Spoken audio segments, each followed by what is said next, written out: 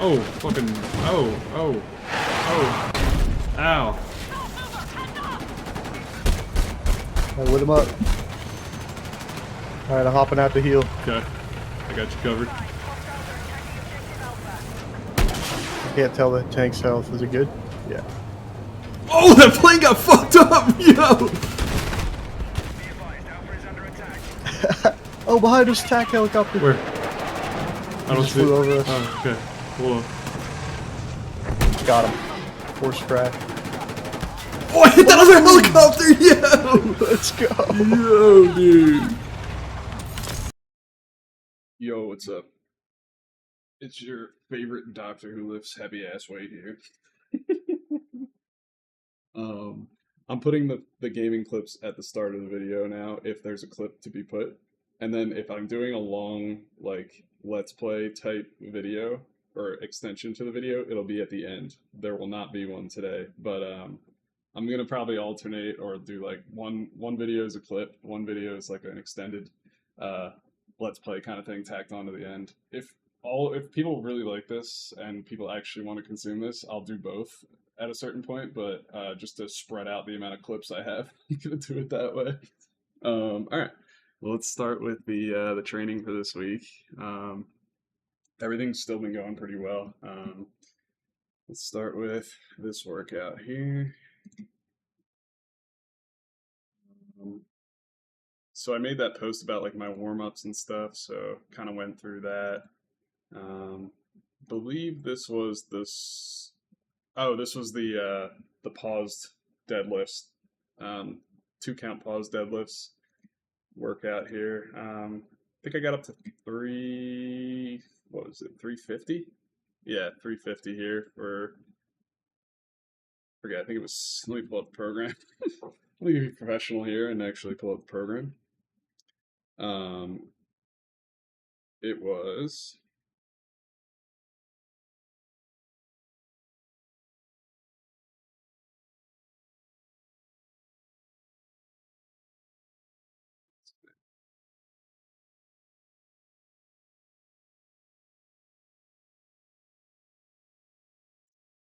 Yeah, it was 350. So this was on Tuesday.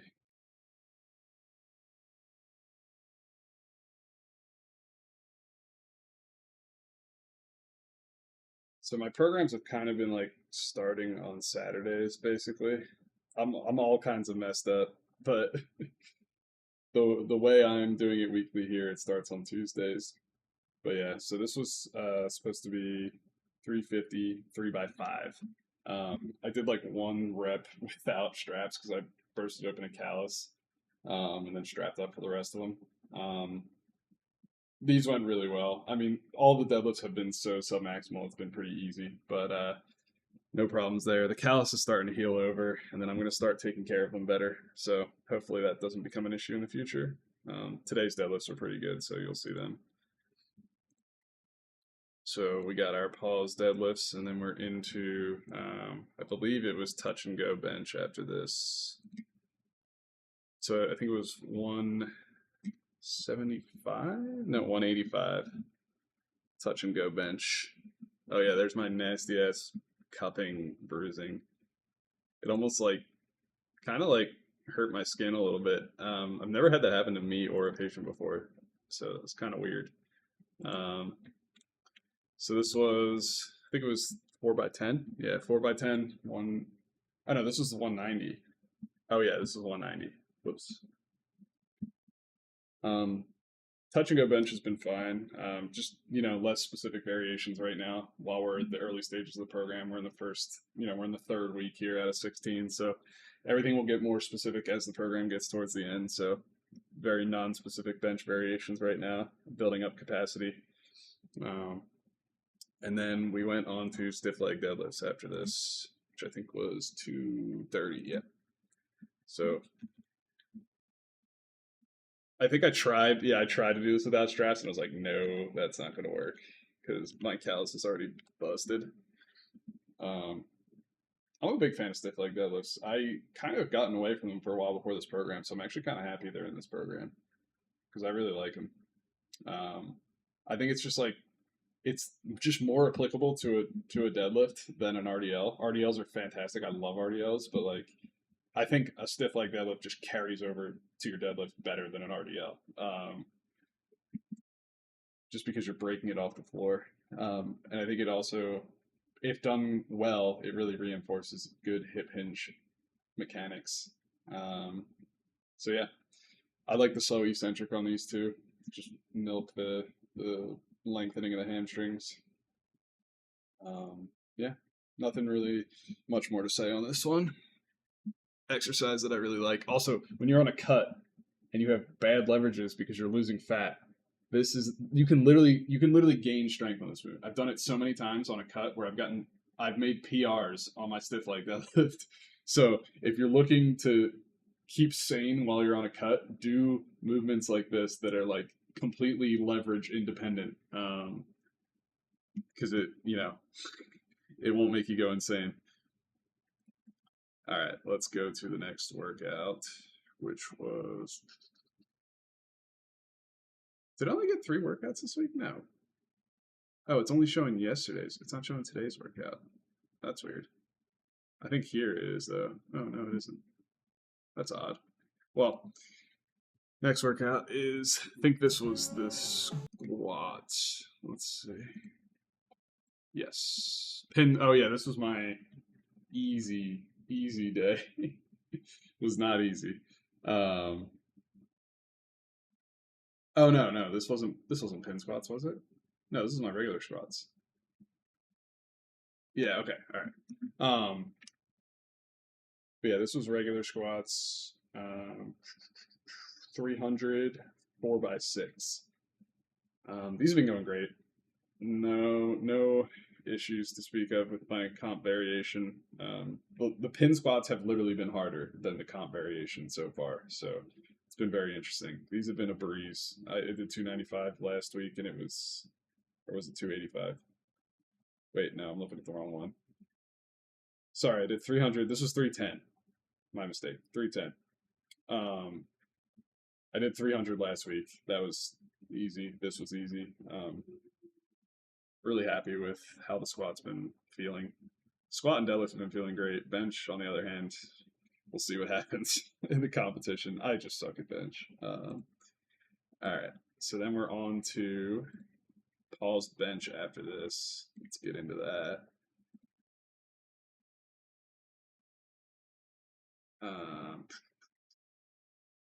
This was 215, and it was a 4x6, I believe, as well. Yeah.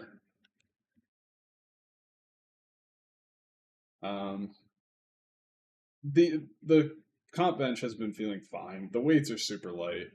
It's pretty conservative in this. Like I said, all the comp variations have been super conservative in this first block of the powerlifting program I'm doing. So like, there's been no problems. It doesn't feel amazing, but there's been no problems. Reps are going up fast. They feel really hard. That's the issue. Is everything feels really hard right now, and it's like I know they're not hard and they don't look hard, but everything feels really hard. But yeah, I mean that looked so easy because it was, but just doesn't feel that way right now. And then so I had to split up my workouts because I was on limited time during this workout. So I think I did my rows. I think I literally did my bent over rows and then called it a day. Was I supersetting? I think I was. I think I probably got I got like one more set of bent over rows and then it's, oh no, that's already me taking the weights off. Here we go. This was 185. Yeah, 185. 3x8. I really haven't done a lot of bent over rows. I typically just do back sparing variations when I can. So it's been nice to have this in the program. It's just different variation. The deadlifting has not been killing me, so like bent over rows have been fine. Hasn't really, my low back really has felt great this whole time, so hasn't really been an issue. So yeah, that was the end of this workout. Then we'll go on to yesterday's workout. So this is I added in a bunch of stuff I missed in that workout today. So this is going to be a bit of a mismatch. So it's going to be pin squat, a little bit of hangs to warm up. Shout out to the people who watched the fucking short form video on active hangs. Did a couple rounds of that to warm up, and then pin squats. So this was, I think it was three. It was three something. No, it was 290. Next one is 310. But yeah, this is 290, 3x6. This is literally the hardest movement in the program right now at the weights that it's programmed at. It's actually crazy. I have not done a lot of pin squatting in my time, and clearly it's showing that I should be doing more pin squats. This shit is fucking hard, and the issue is it looks so easy. Like, watch by the end of this set, like I can't get my foot pressure right. Like the foot pressure is the hardest part to me. I feel like I always get back into my heels, but then when I try to stay even in my foot, I feel like I'm going into my toes, and it's like I can't I can't fucking get it right. And like if your foot pressure's off, like you're breaking that bar off the pins, it's impossible. As you can see, like my hips shift a little bit. And like that looks so fucking easy. I swear to you, like in the moment I was like, oh, whoops. Like that felt like a maximal effort. Like it literally felt like I was maxing out. It's actually crazy. Um, really good to have this at the beginning of the program because if I had this along with heavy comp variations, I would mentally I would be very drained. Physically, probably not, but um, yeah, wild. Uh, if you haven't messed around with pin squats, I really recommend just trying it out because holy shit, is it? It's hard. It's hard work, which I think is good. You know, it's a good thing. Um, this is 275 for four, I believe. Yeah. On pin bench. This is supposed to be um, it's supposed to be a two board press, but I don't have boards, so this is what we got. And my pin setting is like in between what I think would be like if I had an in between for my safeties, I think it would be better. But I just went with the higher one so I can throw more weight on it. Because like honestly, these have felt pretty These have felt pretty easy, and these felt really good. I feel like it's really good to get exposure to heavier weights right now because like everything else is super light. So like I'm just getting used to unracking heavy weights. That's why I wanted to go a little high, like higher rather than lower with the pins, because I still want to be used to like unracking heavy weights. So, but like these move super fast. Like these have been feeling really good. This is probably the bench variations been feeling the best. Um, I feel really strong with this. My trouble has always been off the chest, so this has always been my strong suit. Like if I can get it to lock out, I'm locking that shit out. Or if I can get it like past the midpoint of the rep, like I'm locking it out. It's never really been an issue. I do kind of have like a closer grip. I'm like pinky on the knurl.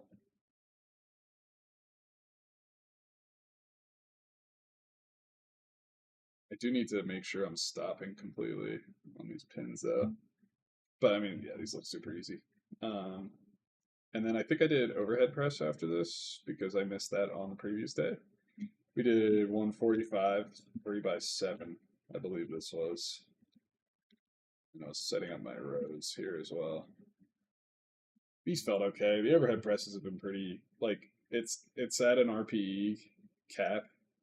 So like in theory these should be easy.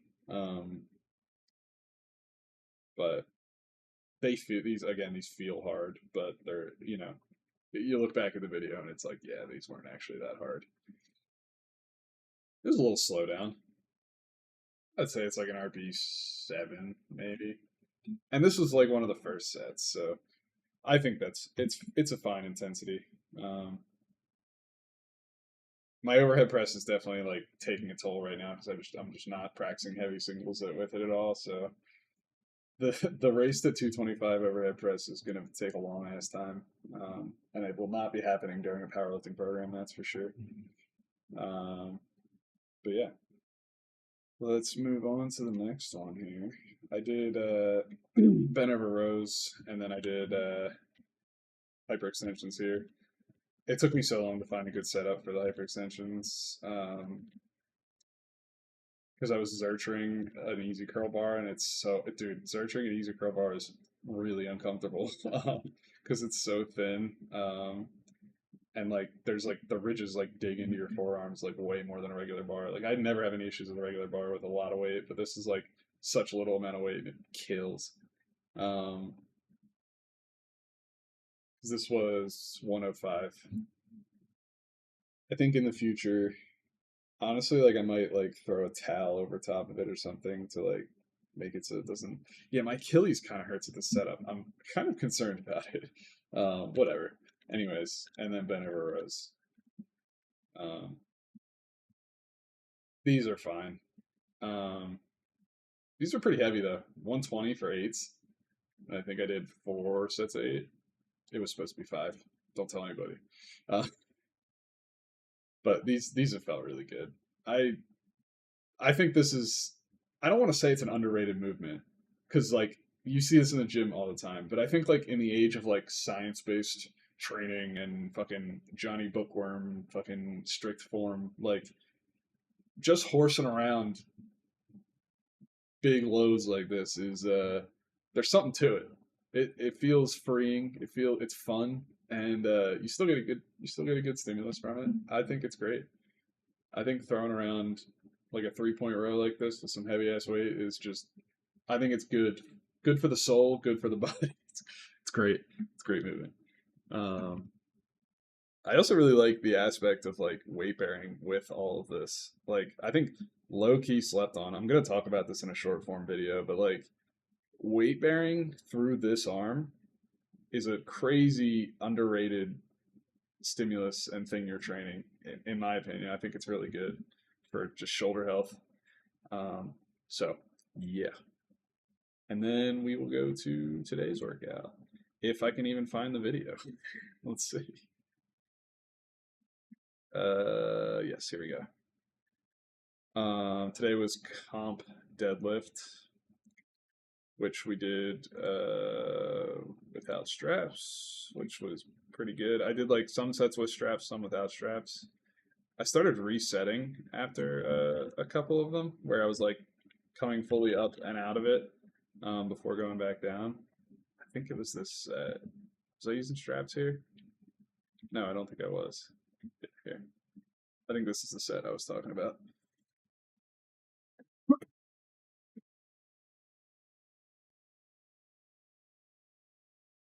It's 390 for 6, by the way.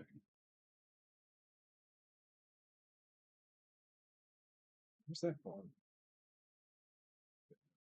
It's just that first rep that looks a little weird. Yeah, so I started resetting here, and I was like, oh, wait, this actually feels really good to just reset on every rep.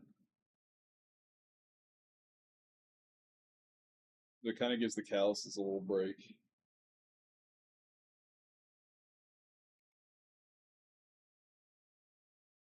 These look really good, though. I mean, the deadlifts have looked good this whole program so far. I really like the high volume, like submaximal work because I feel like people undersell how technical a deadlift is. Like it's like, oh, just pick up the weight, and it's like yeah, I do like to cue people like that because it's like, yeah, just make it simple, just like pick the shit up. But also like when you dig into like the weeds of it, like it's extremely like when I'm like not grooving with good slack pull and like technique with my deadlift, like it feels like shit, man. Like it and like it can take like as little as like 1 week of like not deadlifting consistently for that to like fall out. Like I think it's a highly like almost like to me like it almost feels like on par with bench in terms of like if you're not grooving correctly, like everything just feels like shit. Um, and like you lose that groove really quickly if you're not training it constantly and very frequently. But I do think your overall strength of deadlift, minus the neurotic technique stuff that I'm talking about, like you can maintain your deadlift strength really easily just by squatting. So the strength is there. It's like the little minute details of technique that I think fall apart really easily, which I mean goes to say with anything. And then we did Zercher pause squats after this. Probably my favorite movement in the whole program. I'm biased. These are 275 for fours. Um, yeah, these rock.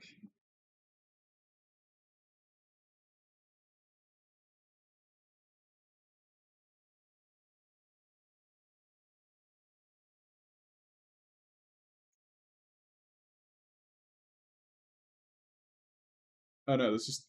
I think I did 285 after this. I did, yeah. Whatever. We'll watch the 275. It's easy.